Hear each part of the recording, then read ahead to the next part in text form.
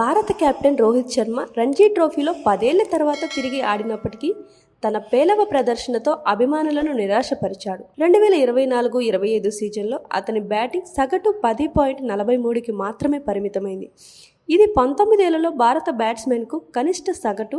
జమ్మూ కాశ్మీర్పై మ్యాచ్లో మొదటి ఇన్నింగ్స్లో 3 పరుగులకే అవుట్ అయ్యాడు. రోహిత్ ఫామ్ పుంజుకుని రాబోయే మ్యాచ్లో మెరుగైన ప్రదర్శన చేస్తాడా అనేది ఆసక్తికరంగా మారింది. భారత టెస్ట్ కెప్టెన్ రోహిత్ శర్మ ఇటీవల దేశవాళీ క్రికెట్లో చేసిన ప్రదర్శన అతని ఫామ్పై ఆందోళనను మరింత పెంచింది.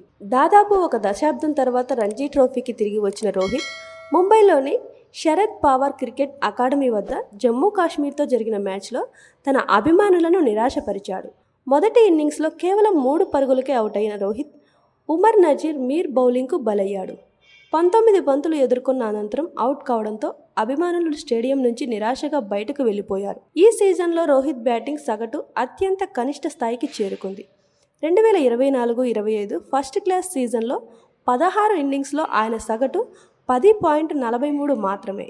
ఇది 2006 నుంచి టాప్ 6 బ్యాట్స్మెన్స్లో ఒక భారతీయ క్రికెట్కు అత్యల్పమైన సగటుగా నిలిచింది.